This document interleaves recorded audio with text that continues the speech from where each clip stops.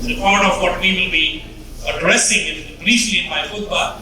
Today, the topic did not get out, but just to keep you occupied for a little bit, I am going to be focusing, inshallah, on the sacred relationships associated with the Hajj. So we are all aware of them, but it still helps to crystallize those and say, it's not just the rituals. There are about 3, 4, 5. I pray to Allah that there's a lot to be covered, but I'll try to squeeze it in within the 18, 20 minutes they've told me.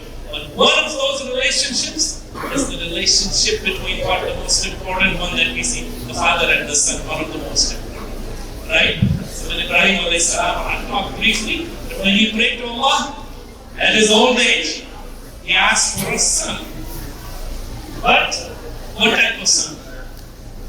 He asked for a righteous son who would support him in his good deeds. SubhanAllah.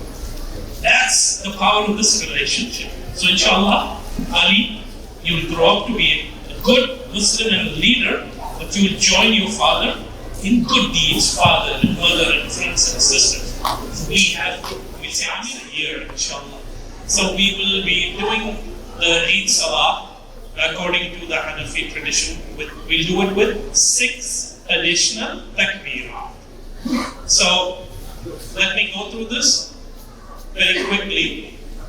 The Imam will begin with the main takbeer, the takbeer of tahreem. Say Allahu Akbar. We fold our hands. Then we do the Salah as usual. After that, we do the 3 additional ones. So we'll raise the hands, Allahu Akbar. Leave the hands down. Second time, Allahu Akbar. Leave the hands down. The third time, Allahu Akbar. Fold the hands. So that's when we do the 3 additional. Before we start the Surah Fatiha. After that, the Surah Fatiha will do the tilawah of the few verses of the Quran. We'll do the ruku, then the 2 sujood, we get up.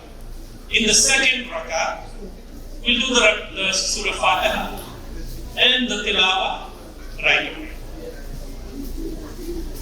Before we go to the ruku of the second one, we do 3 additional takbirah. Allahu Akbar, hands down. Allahu Akbar, hands down. Allahu Akbar, hands down. The 3 additional ones are done. Then we do the Allahu Akbar, go into the ruku. So 3 in the first rakah before the Surah Fatiha and the recitation, 3 in the second rakah after the Surah Fatiha and the recitation. So inshallah, and the intention, we can keep it very simple. It will be perfectly fine if you make the intention of just saying you're doing the Eid al-Adha Salah. If you do more and you want to get into the detail, you can do that.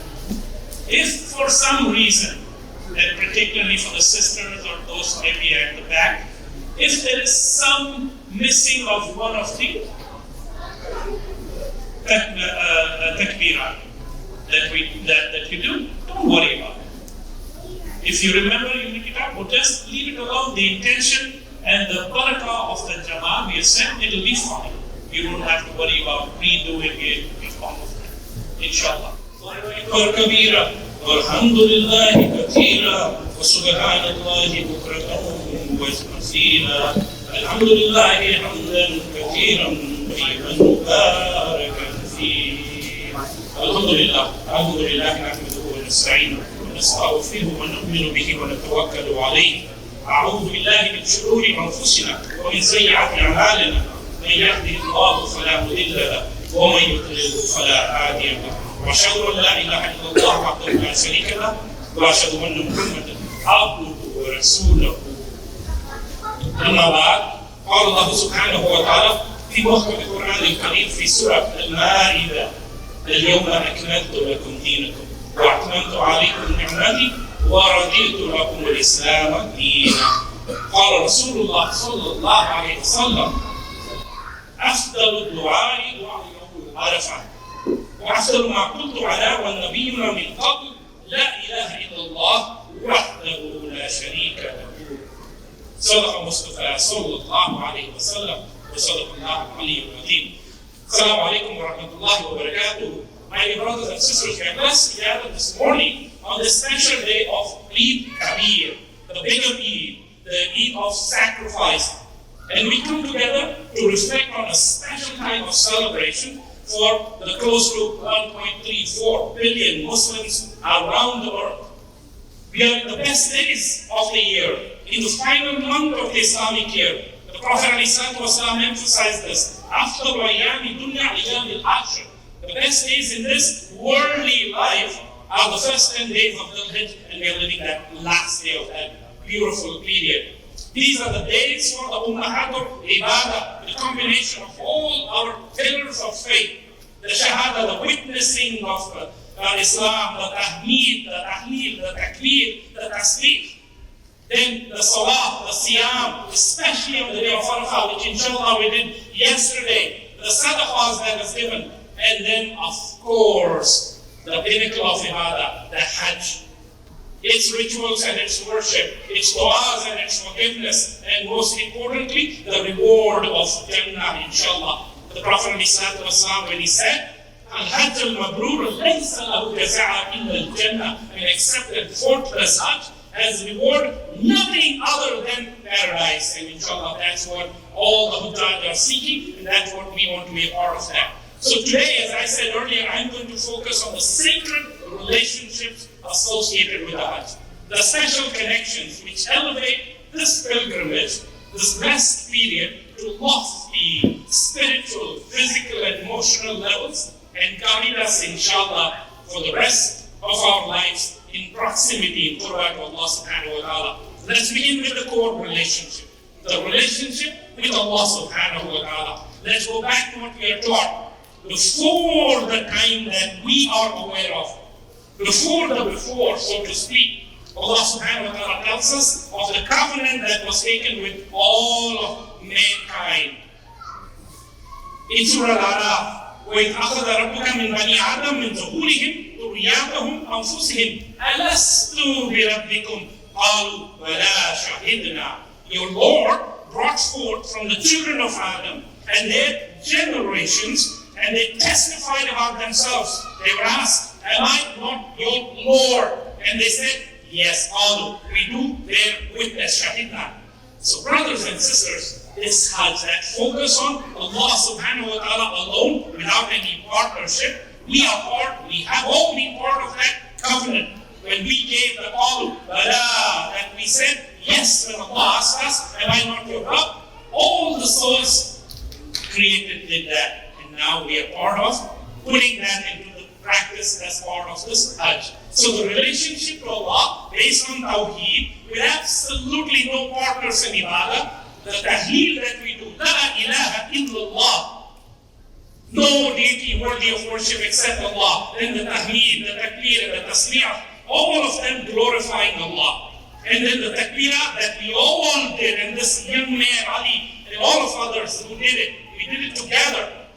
We were responding to Allah subhanahu wa ta'ala's invitation by saying, yes, Ya Allah, Allahu Akbar, Allahu Akbar, La ilaha illallah, Allahu Akbar, walillahi alhamd. Responding to the covenant, responding to the special invitation to visit the Kaaba that came from Allah through Ibrahim alayhi salam and Ismail alayhi salam, and the commandment that was given, وَأَتِمُوا الْحَجَّ وَالْعُمْرَةَ لِلَّهِ. Complete the Hajj and the Umrah in the service of Allah subhanahu wa ta'ala, and the assurance of guidance and peace and security. And then the talbiyah of Hajj puts that all together. Labbaik, Allahumma labbaik. Ya Allah, I'm at your service. Labbaik, la sharika laka labbaik. There is no partnership with you. Inna alhamda wa ni'mata. To you belong all glory and all praise. Laka wal mulk and majesty. La sharika laka. No partnership with you. So brothers and sisters, that focus on Tawheed, His oneness and majesty of Allah subhanahu wa ta'ala, that is the core relationship. And we remember from Hajj. Then the relationship to the prophets.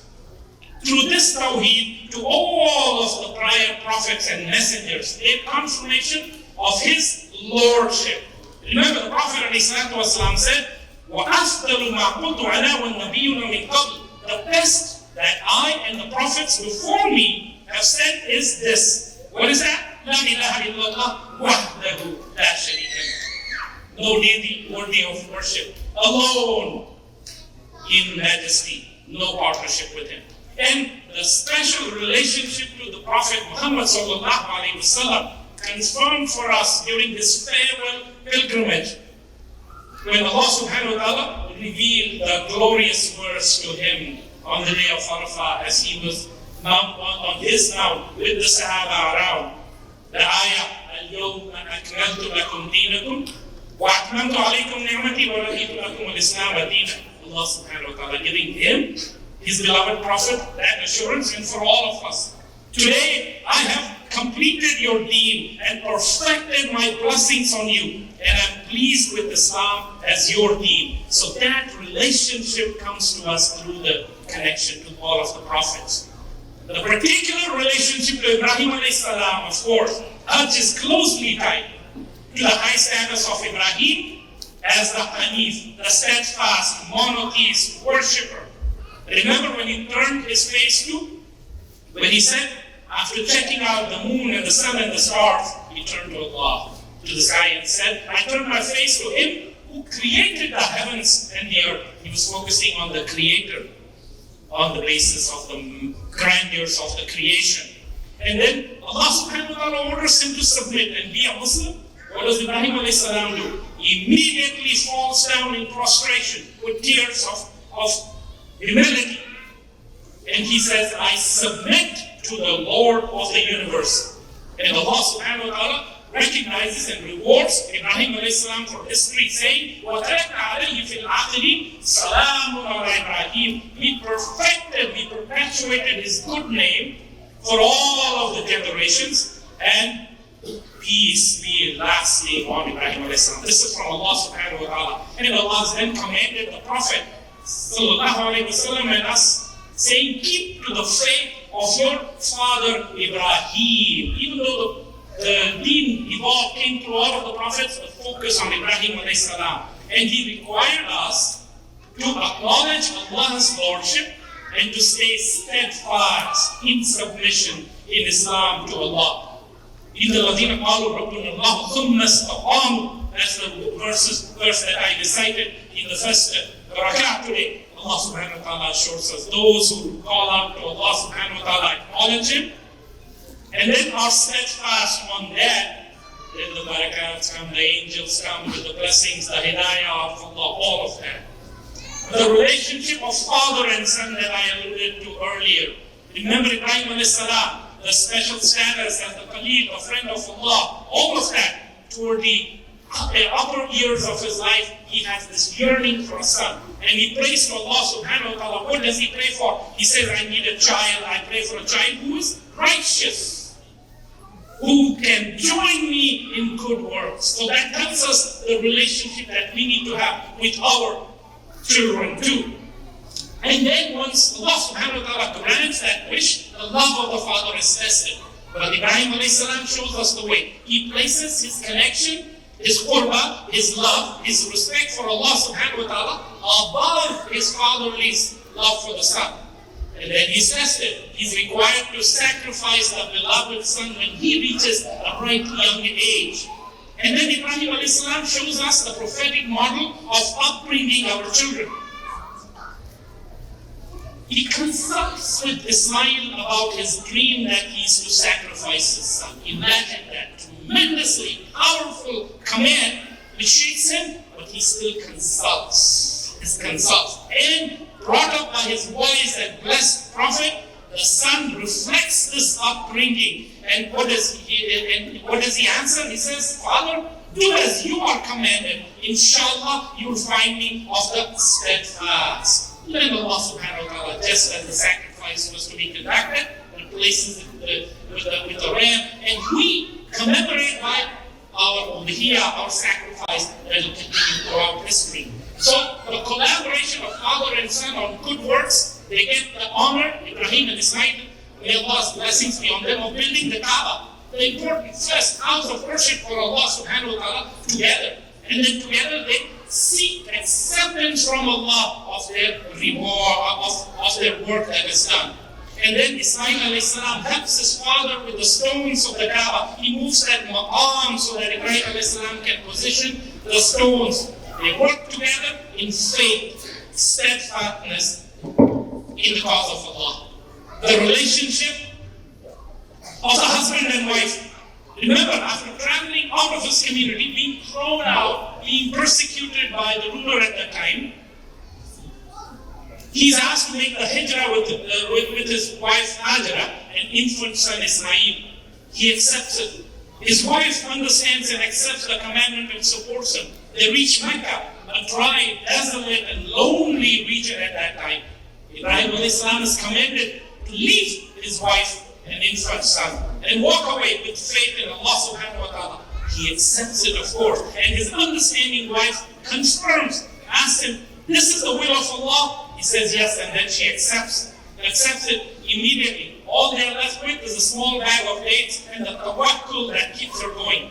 So she supports her husband, has an absolute faith in Allah, and yet she sees her son struggling with thirst and hunger. So she doesn't just sit there. She shows us you have faith in Allah, but then you go out and strive and act upon it. So she runs back and forth, looking for water and food between the mounts of Safa and Marwa. And Allah subhanahu wa ta'ala, what does He do? Rewards them with the miraculous water of Zamzam gushing forth beneath their feet. The water that has continued nourishing millions since that time. That the relationship of mother and son, father and son, with tawakkul in Allah, most love for Allah, and then backing it up with the fatherly, motherly love. Those are the things that are important for us to keep in mind. And hence, the Prophet ﷺ would say, visit the sites of the Hajj because you're following the heritage of your father Ibrahim. And now, looking quickly to the sites of the Hajj. There are the sites which are tied to active ibadah and motion, and then the sites tied to rest. Mina and Musdalifah, the sites of rest and restoration. The recognition that all of us, we must have levels of calm, stability and peace, time to pull together our resources and strength for time of action. And then the sites of action, there is the Kaaba, the Haram, the zone of sanctity, the foundations of which were put together in ancient times. We are told many of the prophets, including Noah, Hud, the Saleh, and of course Ibrahim and Ismail, that visited this ancient sacred house. May the blessings of Allah be upon them.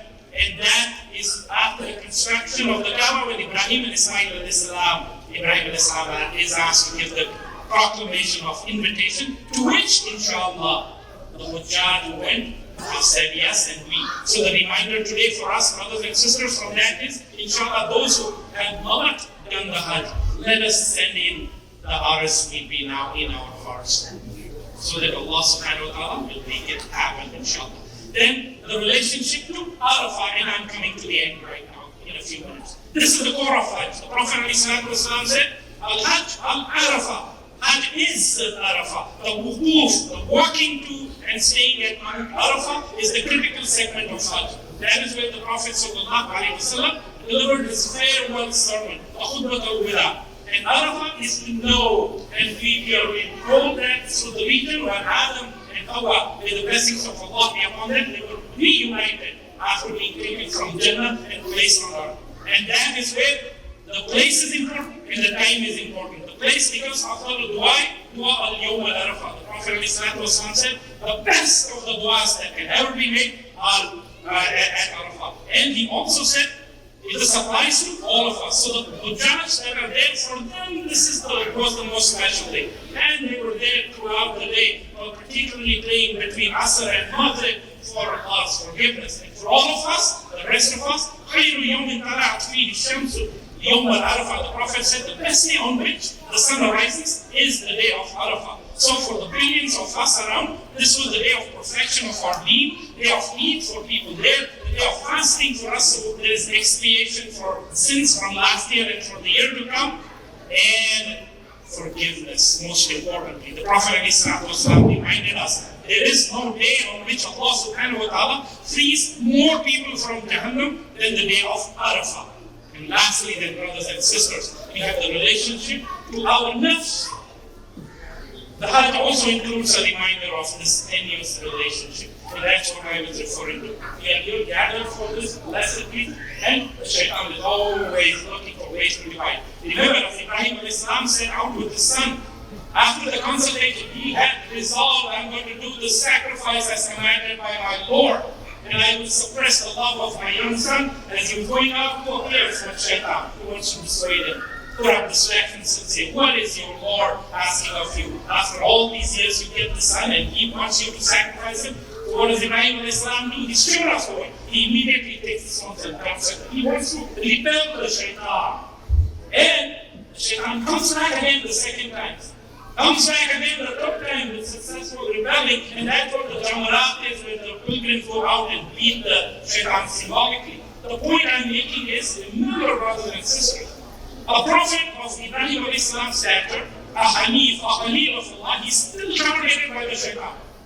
We have to stay vigilant, because in my weakness, who am I to be so easily succumbing to the temptations of the shaitan? And once it's not enough, I have to constantly go back, fight, and stay focused on staying away from the distraction. So, as we do the Qurbani, as all of us have done, let's keep in mind the purpose is for me to sacrifice my desires, my temptations, inshallah. And I end with a reminder, there is a relationship with our ummah. As we all have seen the Hujjaj leaving for Hajj, what are they doing? They're going to clear up their relationships, right? Ask for forgiveness from those who they may have affected. They have done that. And then, during the Hajj, too, brothers and sisters, this ibadah is done collectively so that you stay focused. Just as my dear brothers are looking out for my interests. They have nothing to do with me, but they were concerned. This brother may not hurt himself. So the point is, that is ibadah. To all of you who did that, and for all of us, the entire purpose here of coming is to be concerned about what's happening around. May Allah subhanahu wa ta'ala guide us to recognize the tremendous inspiration from the sacred relationships of the Hajj. May Allah bless this gathering with the barakah of Eid Takbeer. May Allah subhanahu wa ta'ala grant us the strength of Tawheed and Taqwa as exemplified by the Prophets Ibrahim, Ismail, alayhi salatu wasalam, and the steadfastness on faith and tawakkul that was shown by all of these prophets, including Hajjah. May the blessings of Allah be on them. May Allah subhanahu wa ta'ala today bless us with the completion of deen and pleasure with Islam as exemplified by his final Prophet Muhammad sallallahu alayhi wa sallam. May Allah subhanahu wa ta'ala accept the Hajj and du'as for the Hujjaj in his scale. Ya Allah, grant them the promised paradise, and Ya Allah, accept the ibadah, the sacrifice, the du'as of all around the world, and here during the best days of the Hajj, the special day of Arafah, and on this special day of sacrifice. Ya Allah, grant us your promised guidance, peace, and security for our remaining lives. Ameen. Ya Rabbal Alameen.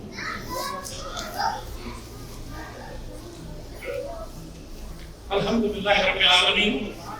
Ma ba'd, ya ma'ashara al-Muslimin. قال الله سبحانه وتعالى إن الله وملائكته يصلون على النبي يا أيها الذين آمنوا صلوا عليه وسلموا تسليما اللهم صل على سيدنا ومولانا محمد بعدد من صلى وسلم اللهم صل على سيدنا ومولانا محمد بعدد من قعد وقام اللهم صل على جميع الأنبياء والمرسلين وعلى سائر الصحابة وخلفاء الراشدين والتابعين وعلى عباد الله الصالحين اللهم أعز الإسلام والمسلمين اللهم قوي إيمان إخواننا وأخواتنا في كل مكان خصوصا في فلسطين وسوريا واليمن وكل الجزائر وكل عصير وكل عمريك وكل عيشة خصوصا إندونيسيا وماليزيا والإيران والعراق وأفغانستان وهند وباكستان وبنغلاديش وكشمير وميانمار وتشين وروس وتركيا وفي كل مكان اللهم قوي إيمانهم واثبت أقدامهم وانصرهم على عدوهم اللهم اشف مرضانا ومرضى المسلمين اللهم ارحم موتانا وموتى المسلمين اللهم ارحم والدينا ووالدي والدينا ومن له فضل علينا في الدنيا والآخرة ربنا هب لنا من ازواجنا وذرياتنا